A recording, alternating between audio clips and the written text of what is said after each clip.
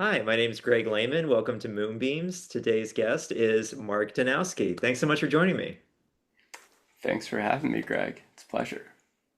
Absolutely. So, per like every episode, like we warmed up and had so many things to talk about as two poets, but just I think that people are going to get a ton of value out of what you were just sharing with me about, being an editor, marketing, and I'll just kind of like, ramp up to what you were just sharing with me about encouraging people to step up in those realms from your place of being an editor. So please share.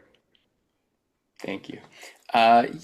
So I think what we were saying is in my position, it's a good space to kind of help people feel comfortable with self-promotion and the sort of icky feeling of self as brand, which is a little gross. We've been saying it out loud. Not that, people are products. That's obviously not true.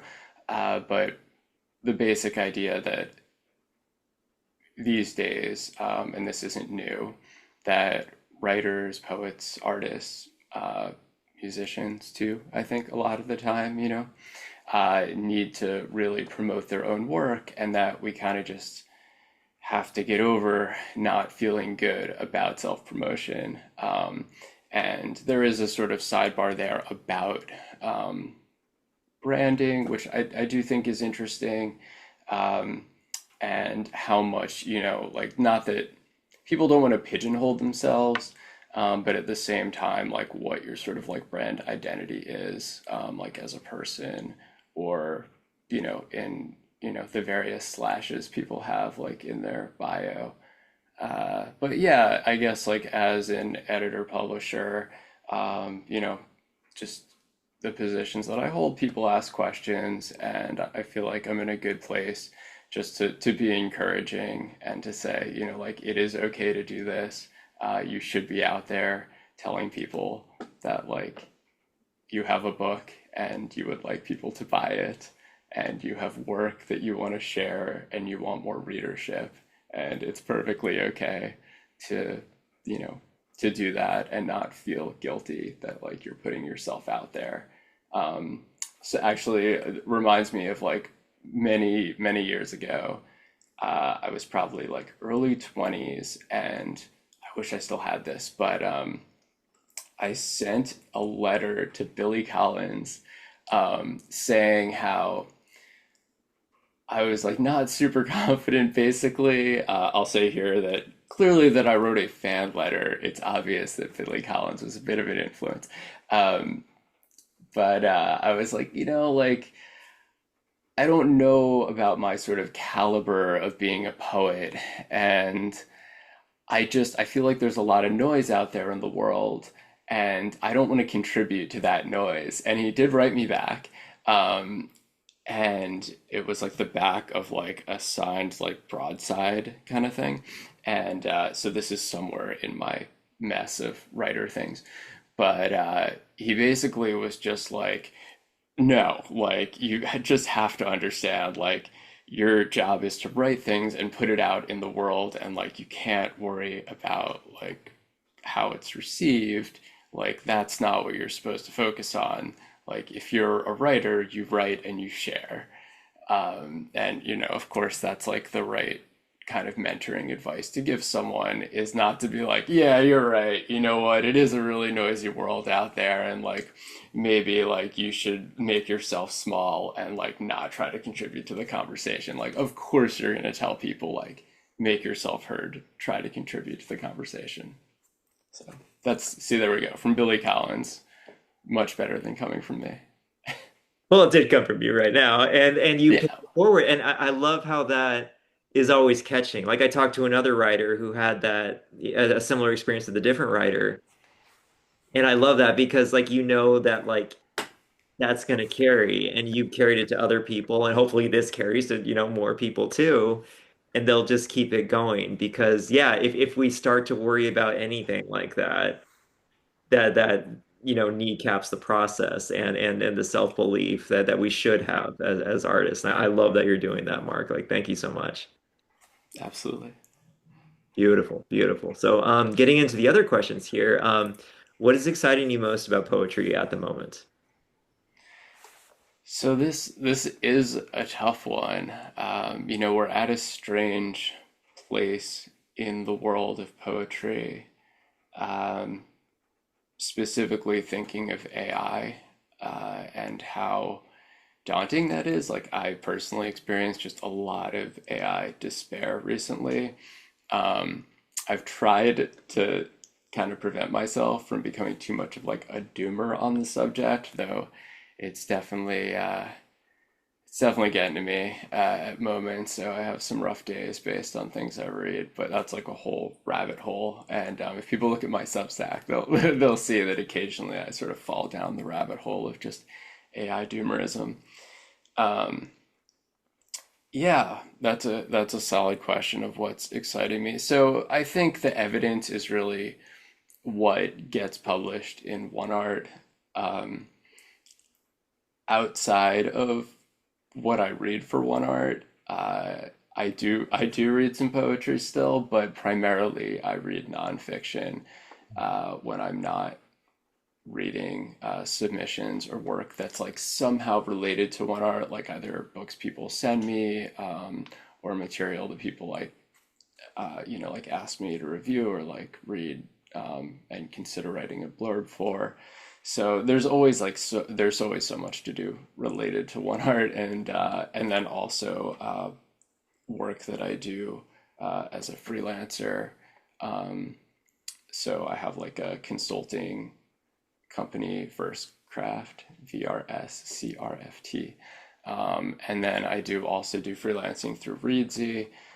So there's just like a bunch of different like sort of streams that I'm sort of always managing, and it's just a lot of reading. So yeah, I wish I could give a straight answer about like what specifically is like the most exciting thing going on, but I tend to focus a lot on what's like put in front of me. Gotcha, gotcha. Well, let's rabbit hole a little bit. Like, what are your concerns? And like, people should check out your Substack too. And I appreciate your follow. It's Thank you. like, Just throwing a little plug in there. yeah, yeah. But and that's what we're doing. We're plugging, right? But um,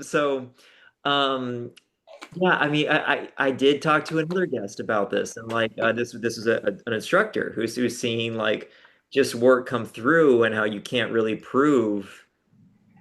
Who's cheating, who's being like real to their voice, and who's being a little bit lazy. But then I come in like, some people are finding, use for it as a tool, to like launch things. I've seen books published where somebody's like, it's like a dance between the two things. And, is the genie out of the bottle already? Are we past the point of no return?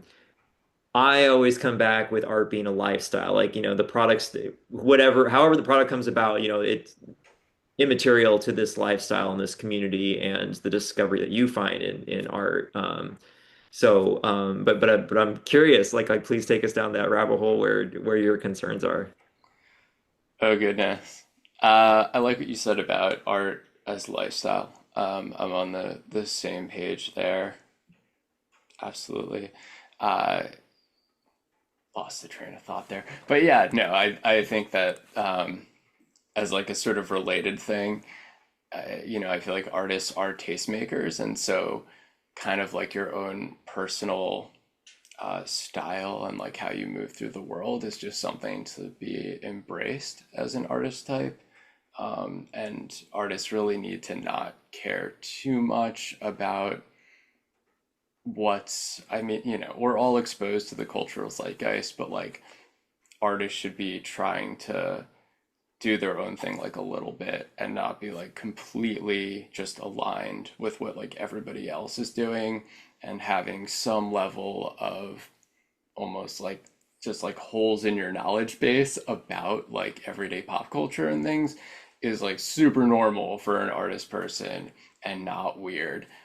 It's like, and it's fine if you know like everything about like celebrity culture or something like that, and then like don't know about some other thing. I feel like there's just benefits, and just sort of like tying that to AI.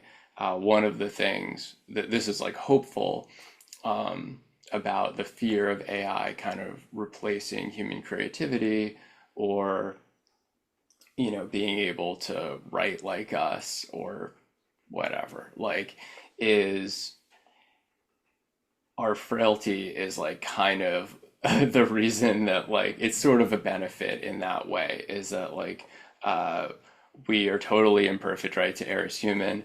And also, like, our memory is imperfect, and our experiences and what we take from them is like fairly random.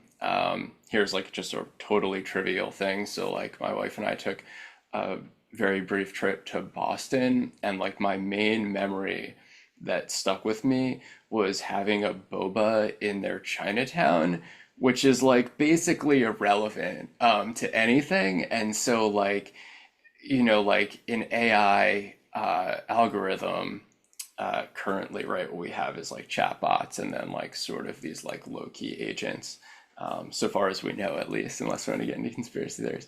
Yeah, But this is real. This is AI too. yeah, Yeah. exactly.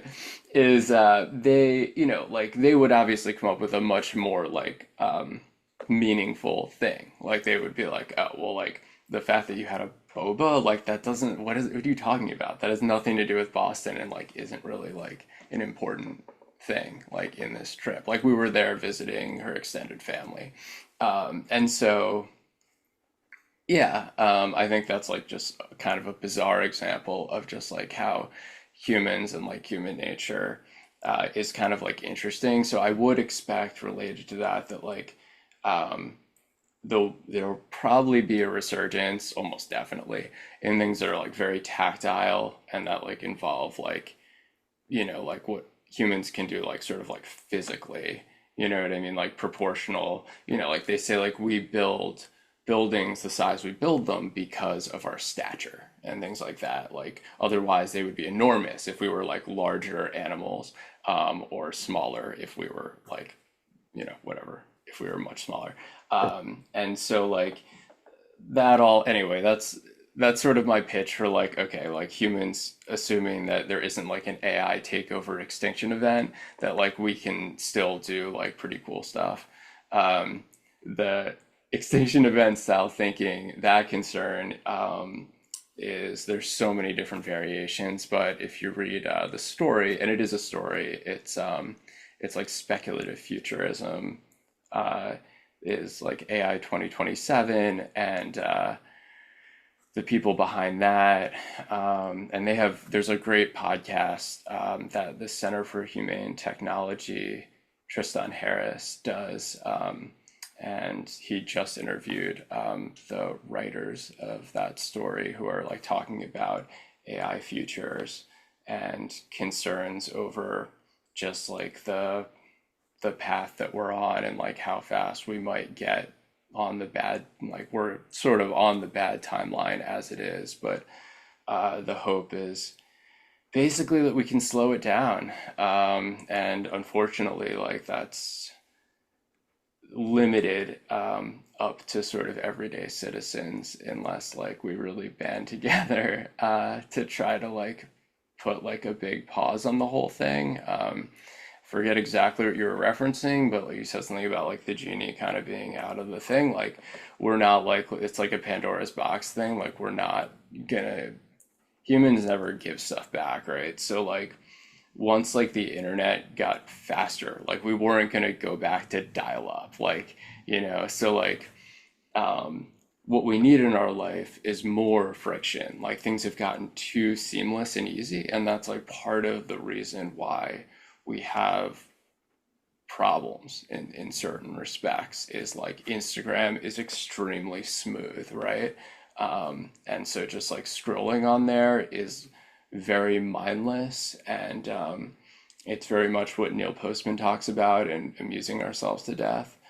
And Jonathan Haidt has some issues in his research. There's definitely fail points there, but like he makes a really solid argument about like how our civilization, like Western society, and then especially for like children and young people, like how much damage sort of heritage social media has done just with these platforms, and where AI type stuff is probably about to bring in the next generation of whatever the internet is becoming, and that's frankly like quite scary. And I think like not it's not kind of scaremongering to say that it is actually like deeply concerning the territory that we're entering, since like the tools that we already have are like super bad and like highly addictive, and we're like not, I mean, TikTok is like, like they have stats, right? It's like if you watch like 120 some videos or whatever, like you're probably kind of hooked. And they know this stuff, right? So it's I don't know. Your thoughts? It's all very dark. So but I'm trying to kind of like bring a little bit. There's some really cool stuff, and we could talk about that too. Um, I've done a ton of research on AI. I am of course not an expert. I'm a layperson, but like there's many things that are cool and exciting, and there are reasons why people are techno optimists. But like a lot of those reasons are extremely capitalistic, and just like gross, and then also just sort of like looking at like a lot of society as like NPCs, and just like sort of combination of like race to the bottom stuff, and then also just like disenfranchisement of like 90% of the population. Sorry, your thoughts, Greg? Well, no, we need to talk about all this stuff. Before we started recording, we were talking about how like, the darker, heavier stuff has to, be in the equation as much as possible and give an air because if you Trauma futures. yeah, trauma. Yeah, that'll be our next podcast, of course. But I mean, the way to keep a disease growing and everything like that is to ignore it and not treat it and leave it in the dark and let it fester. So like these conversations have to happen. Certainly as my concern too, of course. But then I come back to the boba in Boston. No machine, and then I think about just like this is super random, but I don't know if you watched Breaking Bad or. I did, and we can talk about why I stopped watching it, which I think is interesting. But yeah, go Okay, on. yeah, yeah. So there was like just real quick, just to the randomness that you get from just humans was there was a character on there that became a main character because the casting for another show didn't happen. So he got looped into Breaking Bad and they made him a character. And so like that's not going to come from AI. Like these random things that happen because of human foibles. And I go back to like something stood out about that drink. And that so much of that is what poetry is, I would say. Sure. It's the things that only you notice, the things that you gave time to put down, on a page, take the time to like really hone it and everything and share it with everybody. I also wonder about the market for AI poetry. Like who's gonna like it'd be kind of interesting to see like just something that I know is written just by a machine, kind of, but I'm more interested in like a Mark poem, which we'll get to, or a Billy. I'll take any number of Billy Collins poems over something that I know was just like basically autocorrect, that just like crunched up everything and fed me something for a buck. Well, we're seeing that with like AI art. I mean, like, what do you think? Even the stuff that's kind of like professionally done with like Midjourney or something, where the artist has done, like they're actually, it's more than just like writing a few sentences. Like they've actually taken maybe hours even to get the work to look a certain way, kind of connected to like NFTs maybe. But like, I don't know, like visually the art can be kind of stunning. Uh, what do you think though? I mean, are you at all impressed by like the work that comes out of these tools, or do you find it just sort of boring because you know that there's like not a lot of humanity, setting aside the fact that like we know that it's sort of stealing content and then like regurgitating things. that is certainly the issue too, because I mean, we have to think about, like who's getting paid, who's missing money because this was produced by something not a human, and there's somebody who gave their life to learning how to play an instrument or something like that who's not getting Sure. paid. Like I think the questions that come with these issues, like this is what we're doing right now. Like I want more people to think about that. And I think like when you see a stunning piece of art, learning that it's AI, I hope that confronts somebody and be like, okay, I'm looking at something, impressed by something that meant that took food out of somebody else's, house. 100%. Yeah. I think those are the issues that are coming more to the fore with this kind of thing. And then I also, but then like, there's nothing is a monolith, like I've seen some really, really funny stuff like done by people where it's somebody using AI tools to make something that looks like franchise good. So like I think that there's always gray zones. There's always like good and bad things that come with any new technology. And to say it's all one thing or all one other thing, like I think you're gonna miss out on some things. I think it's gonna be a tool that continues to grow and like any other tool, like genetically modified organisms or the internet or something like that. It's just that we have to understand the consequences and hopefully confront them in mature ways. And that's since we started making weapons, the tens of thousands of years ago, like that's been the Yeah. case. This is another one that's also threatening the environment, because Yes. the more factories we make for these things, like the hotter the world is getting, and I don't want it to get much hotter because like it's already too hot. It So, is, yeah. No, these are super energy hungry, and yeah, like the best comparison that I've heard so far is as far as like climate change, because it is like a little, or climate devastation, right? We should really, it's already changing, so like we don't really need to try to say change at this point. Um, is using like a human fever as an example, mm, and equating that to the planet, it's much easier to understand. Like I found it helped me out because like for people, right, like you can live with like a fever of like 99 or 100, but like if you get to like 103, 104, like you're really like you're already having like brain damage. And like apparently if you're like even in sustained temperatures, like outdoor temperatures, I think it's like 108 to like 114, um, your cells like begin to denature. Like it's deeply disturbing. Like so like there, we have like a very small window where like human ability to that like it's not even like thrive or flourish, it's just like survive outside, like otherwise we're just gonna have to be living in air conditioning at all times in like a semi dystopian kind of thing. So man, I keep taking these dark turns. We're good. gonna try not to do that every time, but Yeah, yeah. No, it's all important. I'm glad that, you're fully aware of it, more people are aware of it. And I also go back to, somebody on, a friend on a running podcast was talking about like sharing this out more means that you are reaching somebody who wouldn't have heard it otherwise.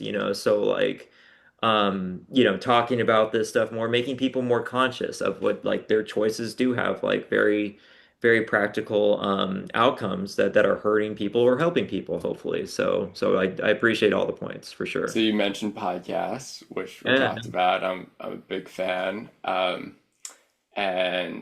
I'm trying to imagine a running podcast now. Like how do you have that? And I remember Haruki Murakami's book about running, and I remember like at the time being like, that's interesting. Given like he's like a magical realist, like writing this book about like his life as a runner, and there's just something about runners that you tell me. There's something about runners. I can't even finish the thought, really. Well, I like it. Yeah. They're all in. I mean, I appreciate that. We're all like, somebody recently told me how like we are a bit of a different breed, a little bit. Like people, That's what I was thinking. yeah, but also I mean there's a wide spectrum, like there's people who like this is it, this like, this like I build a life around this and everything like that, always having races, always, prioritizing like the training and the nutrition, everything like that. And then there's people who like never race and do it for fitness and community. And they're both under the same umbrella. And then I was just talking to this other writer about just like, poetry's kind of does the same thing in a lot of ways, where it's kind of like it's a huge umbrella. And like there's people who just read and just like keep their writing to themselves. There's people who are editors at a magazine, and like they live, breathe, eat this thing. And It's so very true. again, like that's a healthy environment has your elephants, your tigers, your giraffes. You've got lots of different kinds of animals who compete in different ways to, hopefully nourish each other and hopefully um, eat each other in good ways, I guess. If Yeah, I'm like a filled out ecosystem, you know. exactly. So I see parallels there, and yeah, I Cool. don't know if that answered your non-question. Yes, I think that's very interesting. It's thought provoking for sure. Yeah, I hope it gets you out sometime, man. Like, it's a I wish that's a separate thing, is like my state of like physical issues and like various illnesses, some of which are like mildly invisible, but like literally like running is not. I do a lot of walking. Walking's good great. for me. But now I can't run, tragically. I think my running days are over. Gotcha, gotcha. Not that I really have running days, but I don't think that's a future Mark thing. Yeah, and I always say like the best exercise is the one that you enjoy. I talk to people sometimes who It's true if it gets you out, right? if you're excited to do it, like I always say this too, just that like there's so many things we have to do, like Hmm. whatever your exercise is, it should be I don't like to say should, but like hopefully it's something that you're excited to do. It's something Yeah, you can't wait to get to do. Um, and if it brings you friendship, it brings you fitness, whatever, it's your journey. And it's a great way to work on emotion. Hopefully, I get plenty of inspiration, like while I'm running, working out, things like that too. And I that's an interesting point, actually. Yeah, like aside from like the runner's high, right, that people talk about, is it's probably I was gonna compare it to like the shower moments where like that's when everyone thinks of something they need to write down. But maybe I don't know, something along those lines. Like obviously, like it gets chemicals going in your brain, and yeah, that should totally, yeah, like lighting up all those neurons would definitely get you thinking about stuff. yeah, I mean, do you have those? I would think you would have those moments when you're walking, right? Yeah, I mean, I'd say like that's a reason why walking without headphones, or if it's a matter of safety, people can leave headphones in. Important to know, but they don't have to be on. But yeah, no, it's a reason not to have headphones on when you're taking walks, is like partly the sort of like nature bathing aspect. That's an interesting science thing too, is like there's like your basic walk, whether it's like urban, suburban, rural, um, and hopefully you have some trees around, right, or some sort of natural environment, and you get to like hear some birds.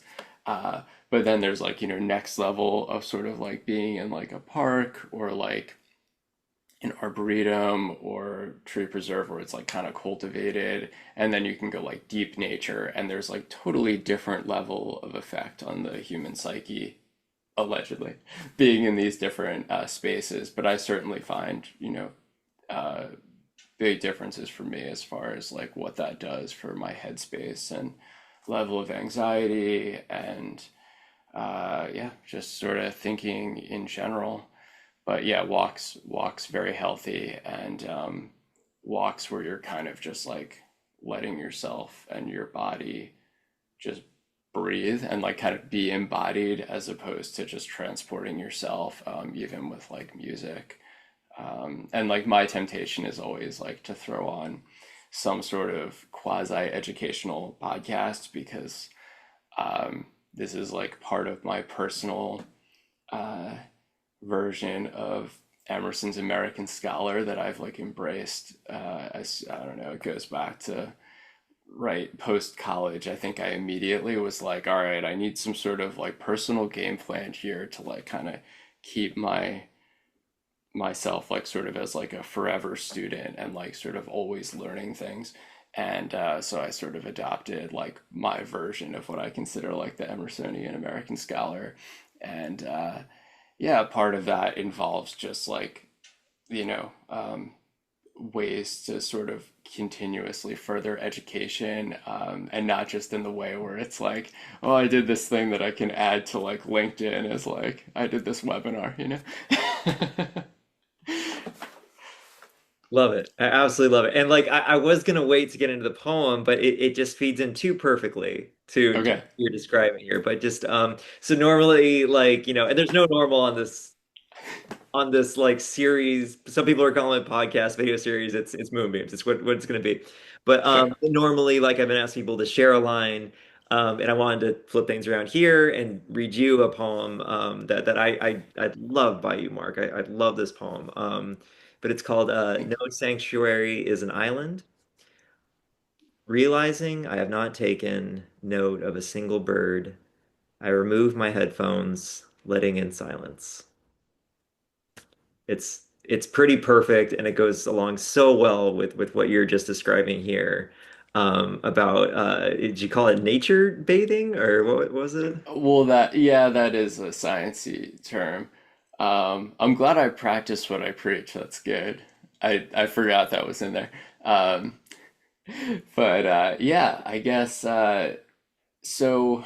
Okay, I think that worked, is what I'm thinking. Because that didn't feel super didactic or like a teachable moment, right?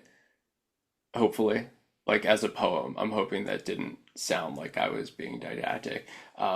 But certainly in like my 20s, and I think still, I have an issue with this like desire to have poems have teachable moments in them. Um, I like to joke that this is like very much like a problem with men writing. I'm not sure that that's actually true, but I do notice it in submissions. Like, there's definitely a boy problem with trying to like tell people like how it is and how life works. Um, I'm shocked. yeah, yeah, go figure, go figure. Yeah, Men yeah. explaining things? What? Uh, No, no way. Amazing. No, you should start a tally. No, that's great. But yeah, but I think like this does the leading by example, and leading with an image, it Mhm. is interior. It starts with realizing, but it goes to birds, it goes to headphones, it goes to the silence, and it's so subtle. It's not like do this, I love it for that. And even just like, I'll link it, in the show notes, but just the way it's spaced and everything like that, and it's quick. It gets to it. Mm. It's very effective without teaching anything, but leading by example, I would say. But just an A1 poem on top of everything else, I would say. Thank you. Appreciate it. When did you write it? That's a good question. I would have to check my notes. Probably, I think that one's like 2016 or thereabouts. So the earliest poem in the collection was published Risk, which was published in 2012 in Bottle Rockets, which is a journal that goes way back.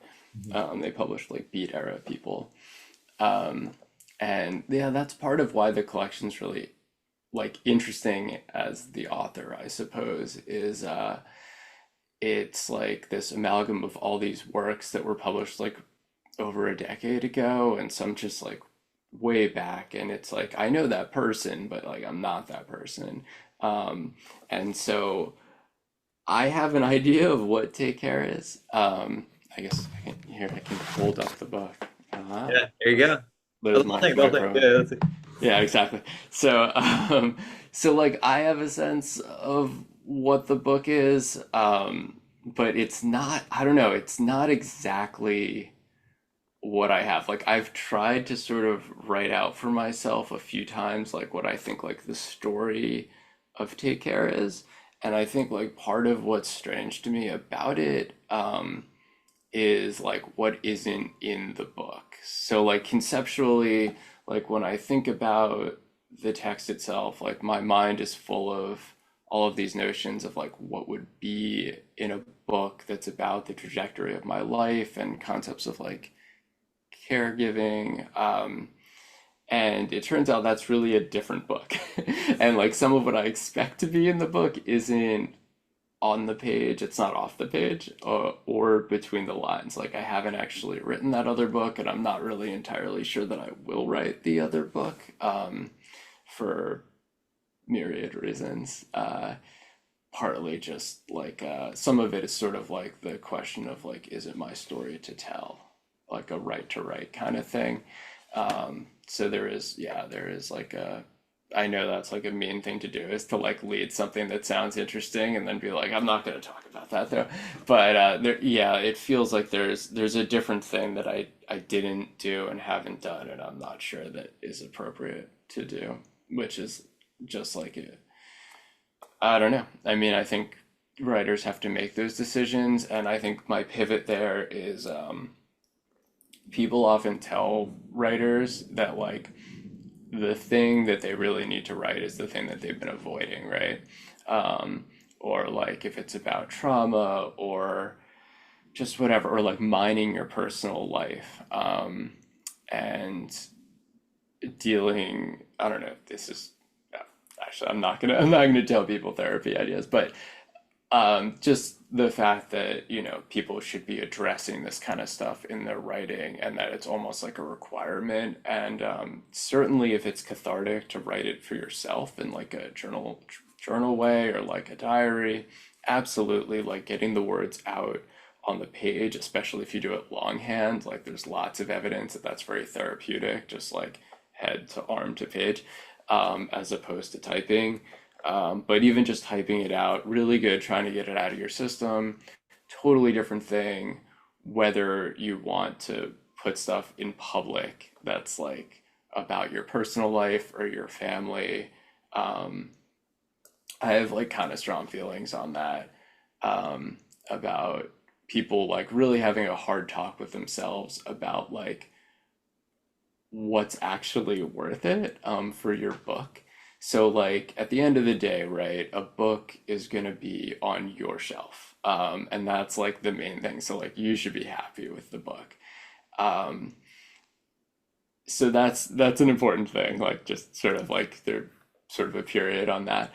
And then as far as like what people put out there, if it relates to like your personal life, I think people just should be careful about like who they're willing to throw under the bus. Like if it's like family members, that you're not, you know, going no contact with or something like that, like is it really worth it? You know, just I don't want to say like just because it's art, but like, you know, there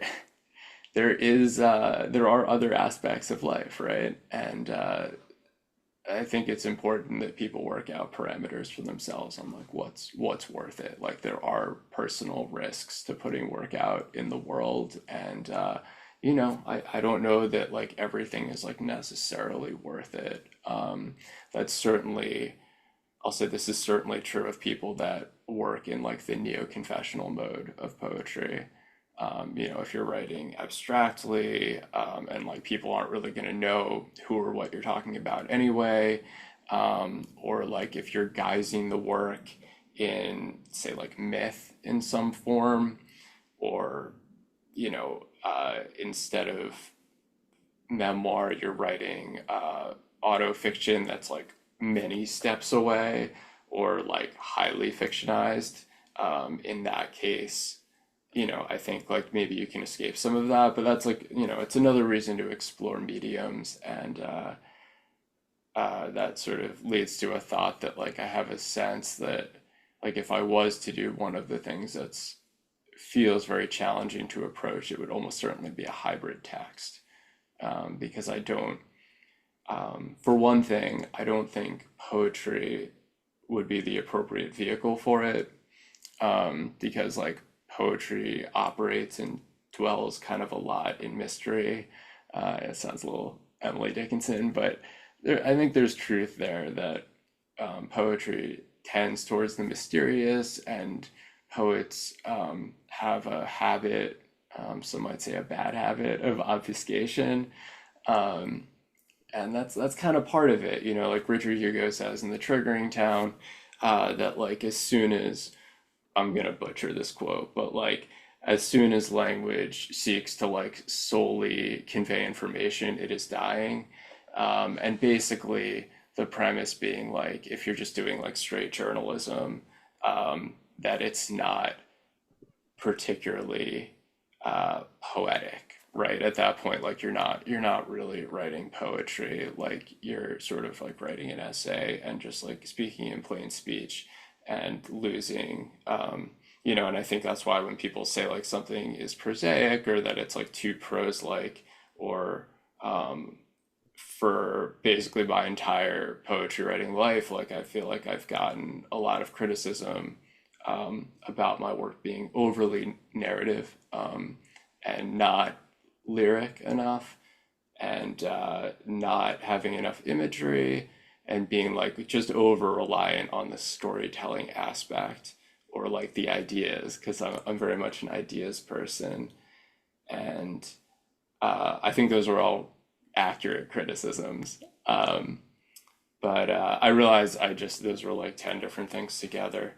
Um, but yeah, I don't I think you do know. I think you know a lot. But I think that I come back to I think it's all poetry. I don't know if you know Yellow Rain by My Dear Vang about No, so I don't. it was about yeah just very very tragic ongoing situation where Yellow Rain was refers to the poisoning of Hmong refugees during the Vietnamese War, Hmm. and how it was perpetrated by the CIA. And My Dear Vong wrote this poetry book called Yellow Rain. It's definitely poetry, but it cites documents that are blacked out, and so it's like journalism as poetry, and then I go from there.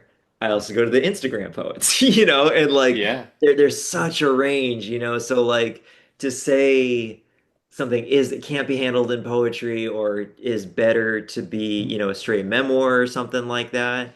It is so case by case basis. It is so whatever is gonna, keep someone comfortable, hopefully, if they want to preserve a family, fine. If the strong, choice for them is to out somebody for a crime, fine.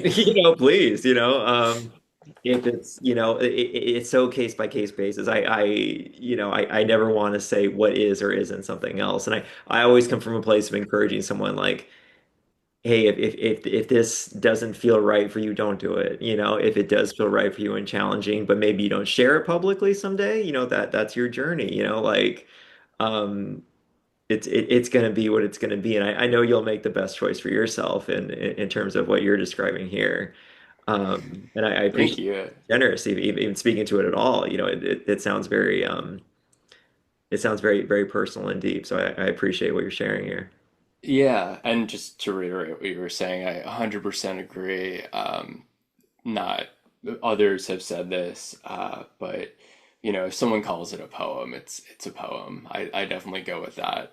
I guess philosophy of poetry. I'm not gonna argue that insta poetry isn't poetry. I have written an essay on it. If you like search insta poetry on my Substack, you'll see that I wrote basically a long tirade that is sort of rant-esque, Sure. about feelings on the matter. Though I tried to make like kind of a steelman argument for insta poets, and not just like a takedown. Because I think there is something interesting, and part of like my thinking was that it would go down kind of the way of like beat poets as like a period genre. And I think we've touched on the idea of like sort of the medium is the message kind of stuff, and like Insta post, you're right, very much aligned with Instagram and like like fitting in that square and having it work seamlessly into the feed was like is part of the whole concept. Um, and you can't. I think it's interesting aesthetically. There's definitely an aesthetics argument to be made for it. I think you shouldn't be mad at people for basically like hacking a system well. Like these are creative people. They're also extremely marketing savvy and like branding savvy, which we sort of opened with. Rupi Kaur and RH Sin, all of these characters have been extremely successful, partly because of just having very effective marketing campaigns, and using their platform as an influencer to sell merch. And I it's a tough one. Again, like I know that this sounds a little gross to people, but like artists need to sort of like so like we're not in the 90s. Chuck Klosterman makes a really good argument in his book The 90s that like um that was sort of the end. He calls it the last real decade, and then like Kyle Shaika sort of builds on that in his book Filter Worlds, talking like about the flattening of culture and how like everything that this could be just an endless side thing, but just the sort of world that we live in where everything is this sort of like kind of coffee house music, um, neutral, whatever, like styled version of society, and that we've kind of watered down culture a lot. And there's a lot more to that, but back to the 90s concept is, anyone who lived through that, right, remembers that like selling out was like the worst thing you could do. Like if you sold out, like you lost. And like there was a lot of ways to sell out. And Kurt Cobain is like an example of someone who I feel like is a victim of that kind of 90s cultural moment where like making it was a problem, like he couldn't be famous and live, which is like deeply disturbing. um and yeah, I don't know, that's just hard not to take a beat there. But in modern times, that's simply not true. Failure to take advantage of like the status and privilege that you have, that's kind of the more foolish thing. It's like if you can monetize something, people are like, of course you should monetize it. Like, why are you not monetizing it? That's bonkers. You have this hobby, you're really good at this thing, and you're not like on a platform like telling people like how to get like help them do it better in their life. Like that's just silly, that's just like wasted talent. um like, and it doesn't mean you should be like selling supplements or something like that, right? Like we're not, by no means am I encouraging anyone to be like a Joe Rogan type, um where you're just out there like peddling things and rambling on about falsehoods.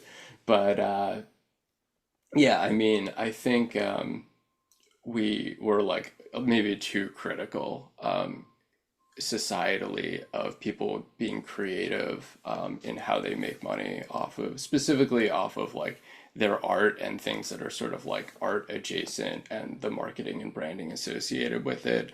And I'd say too critical because it really is like a requirement of the culture that we live in, is like to know how to do this and be successful at it. Um, Partly because we're losing all the jobs, doubling back to the AI thing, we've got a couple of years before there's a high likelihood of like 15 to 50% unemployment. And like, hopefully we'll get some basic income for everybody. But, meantime, people would do themselves a solid if they were like stacking a bit of bank by like being good at properly monetizing their artwork in like an authentic and reasonable way. Yeah, and I go back to like, there's this is such delicate territory, like, between like doing something for money, um, Yeah. and then cornering something or just genuinely speaking your heart and mind and it coming off as just corny to the audience, but it was something someone really felt and like we never really know what's in someone's heart, but we do see what they're making, in terms of money, and then just I wanted to chime in there with speaking to like phases of poetry. I think Longfellow might have been like the first like Instagram poet where it's just like it's all like just all due respect and everything like that, but just like it's all really cliche marketable stuff that's very Oh approachable. yeah, he's terrible. And him and Edgar Allan Poe, had like wars in the newspaper over that. Yeah, yeah, and it's very entertaining, of course, but just like but what it comes down to is like am I contributing negativity by chopping someone down for something like I might not necessarily like what they're doing,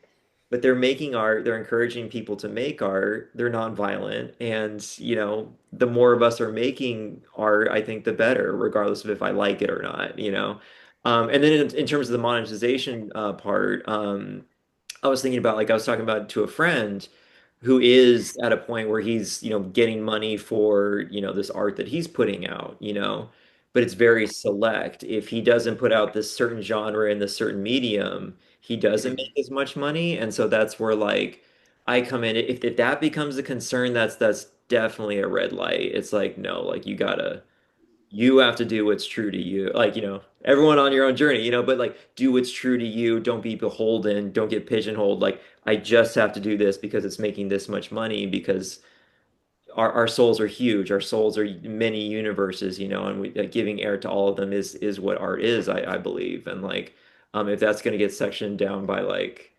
capitalism of all things, I think they've won a little bit. So don't let them It's win, guys.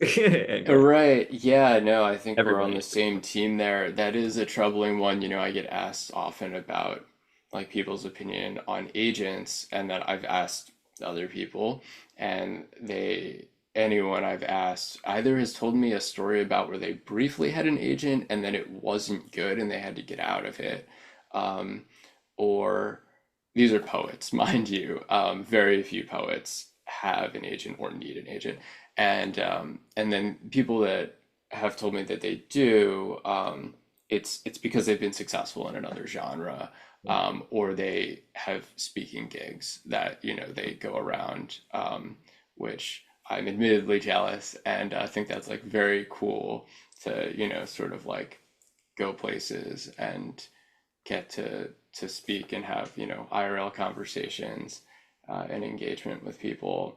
Uh, but yeah, in any case, that's the kind of thing that like you actually need some sort of representation for, not publishing a small press book. Uh, Yeah, yeah, and speaking to that too, I think like there's good agents, bad presses, good presses. I think yeah, about you've seen Being John Malkovich. for sure. Yeah, yeah. So at the end when he's like he's possessed, of course, but just like when he comes to his agent, he says like, I just want to do puppets now, and the agent's like, cool, okay, yeah, yeah, we're doing that, and it's like John Malkovich's career, and now I'm gonna throw all that away. I'm gonna be a puppeteer now, like. If I was an agent, like the right kind of agent would be like, okay, yeah, you're an artist, like, let's do this thing too, So I mean, that would be ideal if people would just roll with it. In real life, unfortunately, I know for a fact that like if people pitch something that and like through an agent and the agent thinks it's not worth the artist's time, they just don't tell them about it. yeah. Like they literally just don't pass the information along because like they want their cut. And like you said, it's just pure capitalism, which is a bummer. Capitalism is a bummer. It's like a That'll be bummer the title. statement. Yeah, yeah. But hey, we've almost got an hour here, but like time has flown. You want to jump into the Flies. word association real quick or? Yeah, sure. Let's do some word association. Excellent. Okay, cool. So I got 10 random words here. Let's see what you got. All right. Tiger, William Blake, headphones, the poem in my book that we referenced earlier. South, I guess South Park, apparently, because that episode that I haven't actually seen just apparently got under Trump's skin a little bit, and that's quite satisfying. easy, I'm embarrassed to say Easy Rider came to mind, but there, here we are. Difficulty? Uh, my memory, which let's just say that's a half truth.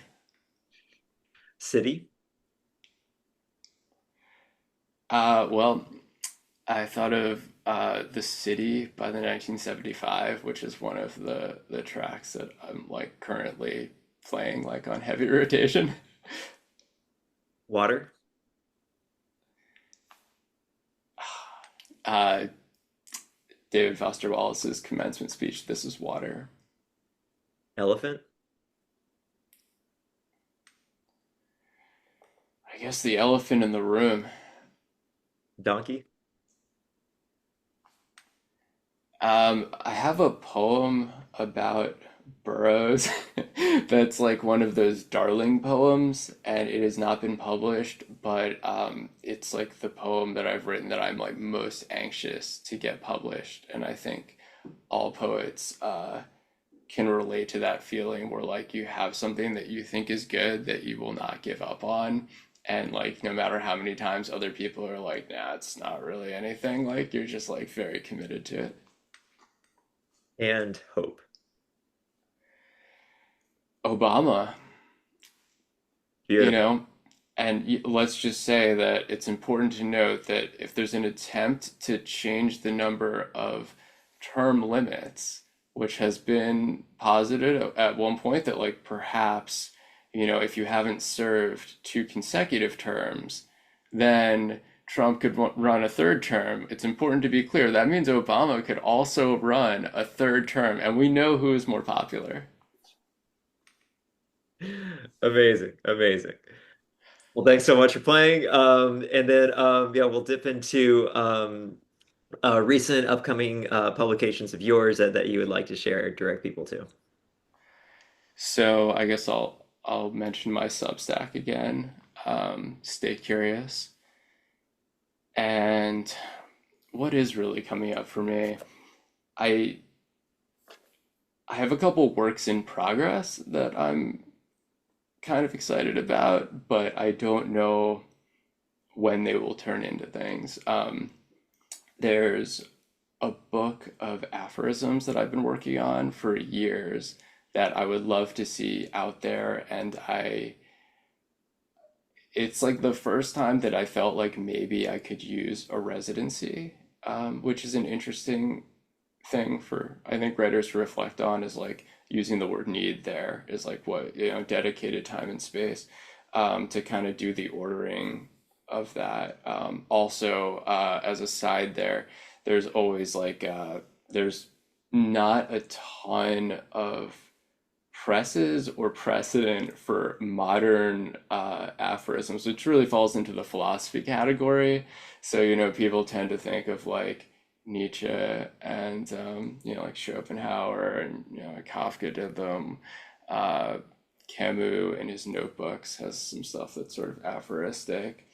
And then I have some kind of comp texts that I think are sort of reasonable. In any case, yeah, that's going to be kind of a hard pursuit. And I'm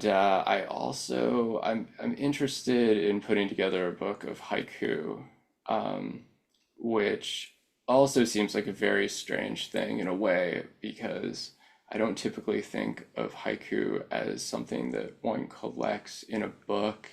I know there's sort of like a famous saying that if you write one solid haiku, that you're a haiku writer. If you write two great haiku, then you're a haiku master. And so putting out a book of haiku seems rather audacious, but it is done. It does happen. So that's my pitch for myself for works in progress. I can't say that I have anything that's like imminently coming out. I do have several manuscripts in progress, though I don't feel strongly about most of them that they're really going to go anywhere.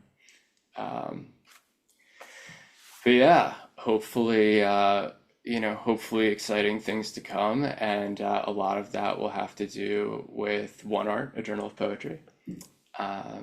And yeah, When's the next issue coming? well, One Art is a daily publication, so that's just regular.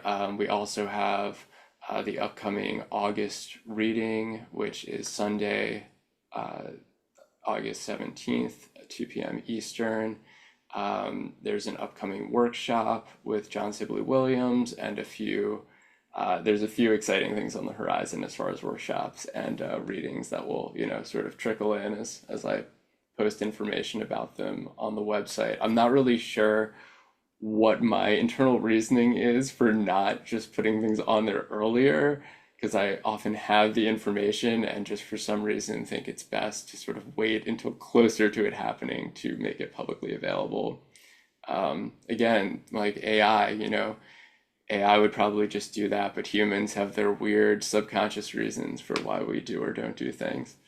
Uh, and then the work anthology that is guest edited by Erin Murphy, that the Book of Jobs, that will be coming out on the horizon, and we're still sort of gathering details of how we're gonna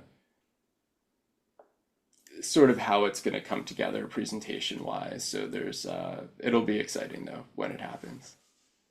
Beautiful, beautiful. Well, I'll share out all the links. Mark, it's been amazing. I'll say on the residency front that it sounds like there's a need.